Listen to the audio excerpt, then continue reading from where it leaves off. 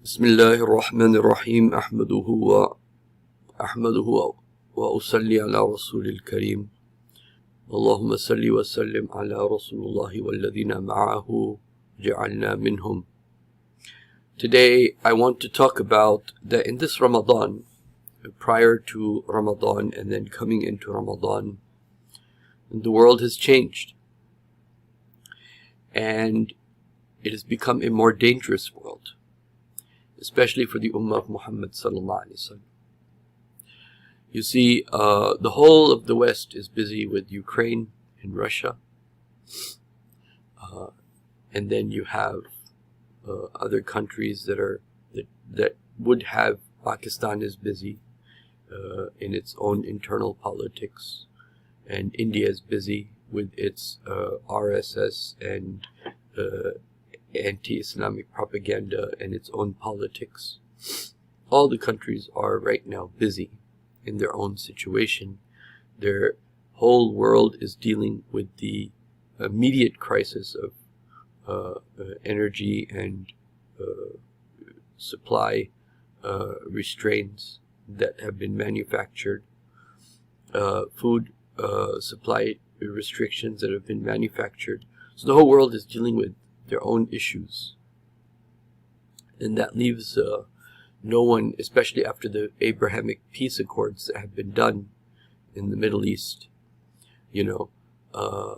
Israel is in a very good position, as they always create problems in Ramadan, and this time they had a special meeting and an agreement that there would be no issues this Ramadan, because that area of the Al-Aqsa compound is owned by the Jordanian government, and the Jordanian government got you could say promises from the state of Israel that nothing would be done to create problems for the worshippers, meaning the Muslims, in the Al-Aqsa compound. We know what happened, and we also know that this year some other significant things are going to happen. So while the world is in an energy crisis and a food crisis and a supply chain crisis and an inflation crisis and all these, and then COVID of course is in the background still booming, all these manufactured problems,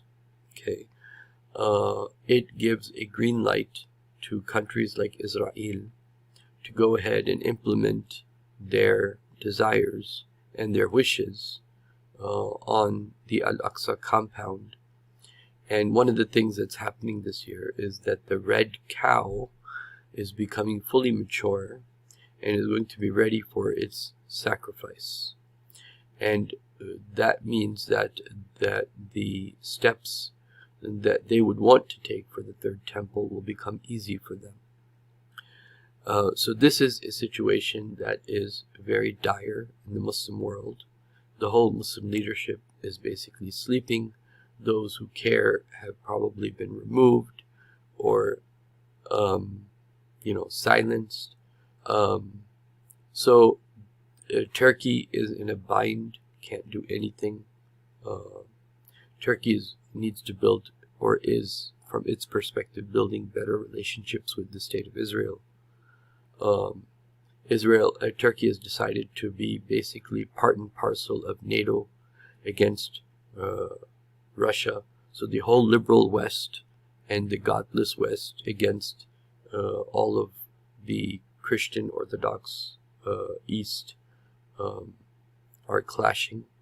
And the whole world has come to Ukraine. They have sent mercenaries from Britain, from America, they've sent weapons in. It's the whole West that's fighting, basically.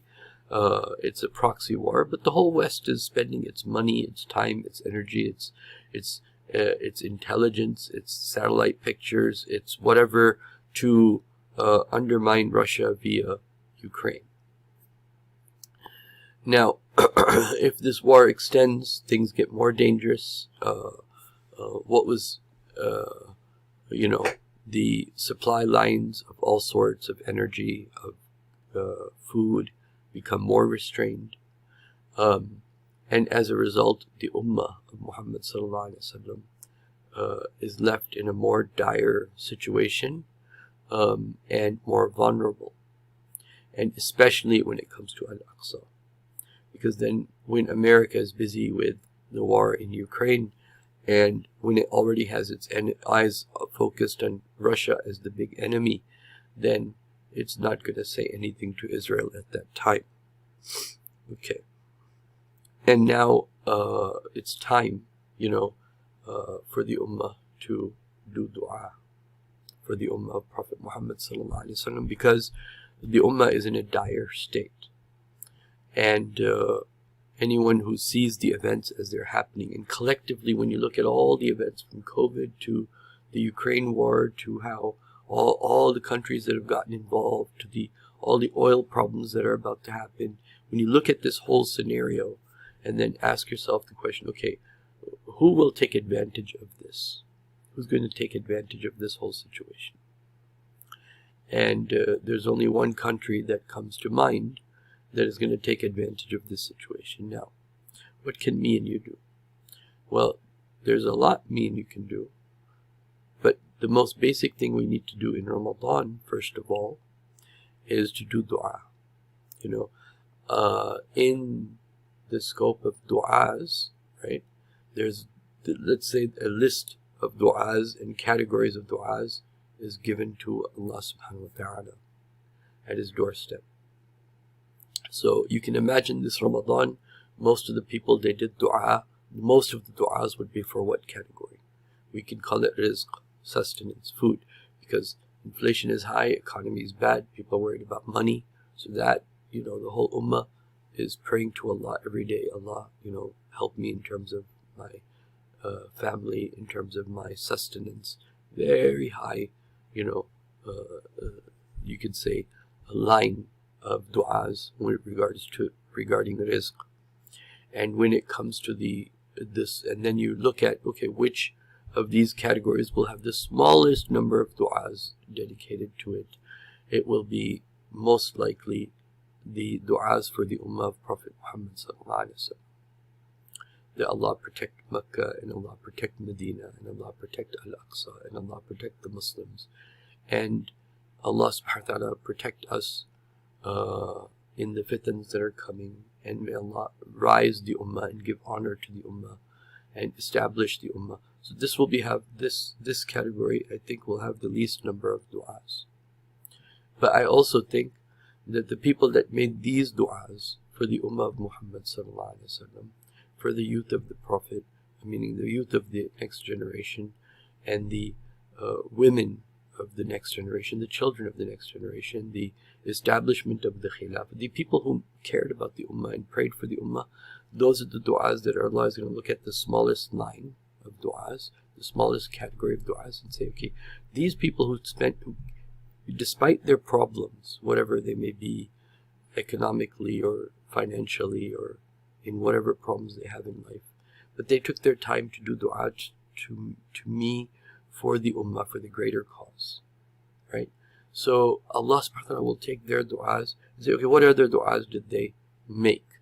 Okay, and then Allah subhanahu wa ta'ala will see, oh, they also made dua for rizq, and they also made dua for this, and they also made dua for that, and they also made dua for forgiveness. So Allah subhanahu wa ta'ala will say, these people who became selfless, who chose something else over themselves, Allah subhanahu wa ta'ala will accept their du'as more faster than the people who did not spend any time praying for the Ummah of Muhammad sallallahu alaihi wasallam.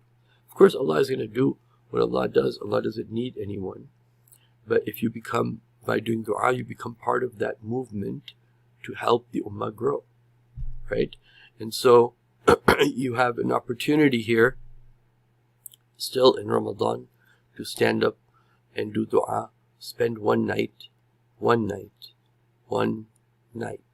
Spend one night doing dua for the izzah, the honor, and the guidance, and the forgiveness, and the mercy on the Ummah of Prophet Muhammad sallallahu alaihi wasallam, especially guidance, especially turning to Quran, understanding the Quran, the message of Quran, rising and the other things you need to think about in this Ramadan, as gold prices are shooting up, the economies are going down, is have you found like-minded people to do hijrah with? Have you found a jama'ah? What are you going to do? Do you have any semblance of any hijrah plans? Are you mentally ready? Do you know people who are ready? How will you find like-minded people? What creative initiatives can you take? Things are getting, we don't know when things will go down, but things are getting closer, and the situation is getting worse. So one night for the Ummah of Prophet Muhammad sallallahu alaihi wasallam, that may Allah guide the Ummah, guide the youth of the Ummah, guide the next generation of the Ummah. May Allah subhanahu wa ta'ala help the Muslims establish the understanding and the basira that we need to move forward in this age. And may Allah subhanahu wa ta'ala return the youth of Islam that have turned away from Islam, and the women that have turned away from Islam, back to Islam. Not just the women, I don't mean that as like a special category, but I say that as a special category because we know the effect of Dajjal, and the Dajjalic system will be a lot more, that there will be special targets of that. That system will specifically target the Muslim women.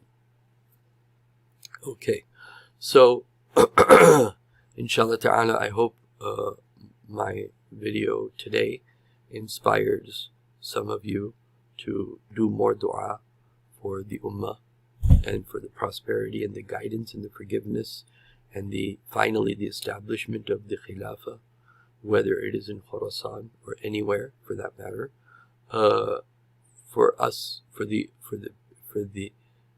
leadership of the Muslim Ummah to become more Islamically conscious, to have more taqwa, and that Allah subhanahu wa ta'ala guide all of us in the right path from His fadl, from His special bounties, even though we don't deserve such a claim. So Allahumma ameen, and also do dua for me, and I will do dua for you all, and may Allah subhanahu wa ta'ala give you the ability to spend one night doing specifically dua for the Ummah of Muhammad sallallahu alaihi wasallam. Okay, assalamu alaikum.